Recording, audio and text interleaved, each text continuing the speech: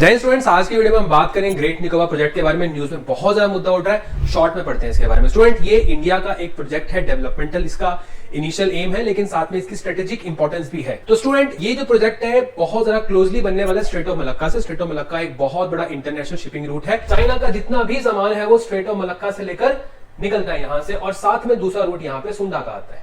ठीक है, तो अगर चाइना का ट्रेड हमें ब्लॉक करना पड़ जाए कभी फ्यूचर में, तो ये जो ग्रेट निकोबार प्रोजेक्ट है कैसे काम करेगा समझो इसको। तो शिप्स या तो यहां से होके जाएंगी या नीचे से होके जाएंगी। अब सुनो स्टूडेंट, ये जो सुंडा स्टेट है ना, जो इंडोनेशिया के बीच में है, आइलैंड्स के बीच में है, यहाँ पे ना बहुत ज्यादा एक्टिव वोल्केनो जोन है, और साथ में यहाँ पे पानी इतना गहरा है, बड़ी शिप्स की दिक्कत आती है। तो ये भी इतना वाइबल ऑप्शन नहीं है। शिप्स वगैरह निकल तो यहाँ से भी सकती है, कहीं और से भी निकल सकते हैं, निकलना, लेकिन ट्रेड रूट बहुत लंबा बन जाता है, हर एक चीज कॉस्टली बन जाती है, और कॉस्ट ट्रेड में बहुत इंपॉर्टेंट रहता है। तो सबसे ज्यादा वाइबल ट्रेड रूट जो है यहाँ पे व्यापार करने के लिए स्टूडेंट, वो है स्ट्रेट ऑफ मलक्का। चाइना बहुत बड़ा यूज करती है। इसी के पास पड़ता है इंडिया का Andaman and Nicobar group of island, और निकोबार ग्रुप ऑफ आइलैंड का जो सबसे सदर्न आइलैंड है, सबसे बड़ा आइलैंड है, उसका नाम है student great Nicobar. Student, great Nicobar को हम डेवलप करना चाहते हैं। यहाँ पे ट्राइबल्स है, बहुत ज्यादा पीछे छूट चुके हैं डेवलपमेंट से। शोम्पेन है, निकोबारी ट्राइब्स है, इनको हमें डेवलप करना है। तो इनको डेवलप करने के लिए हमने एक 4 स्टेप प्रोग्राम स्टार्ट किया। तो पहला यह है कि यहाँ पे एक टाउनशिप बनाएंगे। दूसरा हमने बोला यहाँ पे एक बढ़िया हवाई पट्टी बनाएंगे, 3 किलोमीटर की हवाई पट्टी, बड़े बड़े जहाज यहाँ पे लैंड कर सकते हैं, टूरिज्म प्रमोट हो जाएगा। तीसरा यहाँ पे बिजली की सुविधा प्रोवाइड करेंगे, और चौथा है आपका ICTT, international container transshipment terminal, यानी कि एक तरीके से आपका ट्रांसशिपमेंट पोर्ट यहाँ पे बनेगा। ये वो पोर्ट होते हैं जो हैवियर शिप से सामान अनलोड करके छोटे शिप्स में रखते हैं। तो स्टूडेंट, दुनिया का सबसे बड़ा सिंगापुर है, सिंगापुर का एक ऑल्टरनेटिव हम यहाँ पे प्रोवाइड कर देंगे।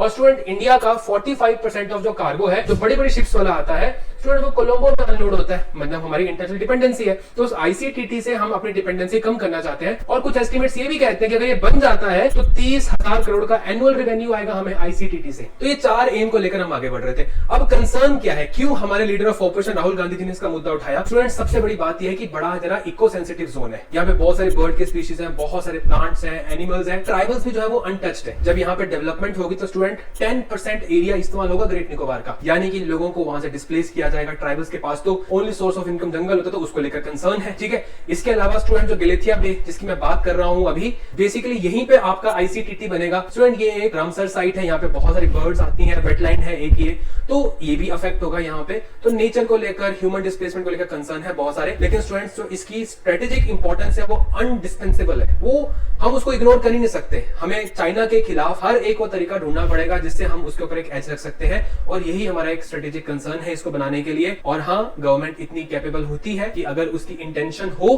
तो वो लोगों को, डिस्प्लेस्ड हुए लोगों को जो है सही अपॉर्चुनिटीज दिला सकती है, और इन्वायरमेंट को भी साथ में बचा सकती है। जो पेड़ यहाँ कटे कहीं और लग जाएंगे, डेवलपमेंट जरूरी है, लेकिन स्टूडेंट्स आपको पता है कि अगर आपके पास चोक पॉइंट्स हैं तो वो कितना ज्यादा कारगर साबित होता है। ईरान की वॉर में हम समझ चुके हैं।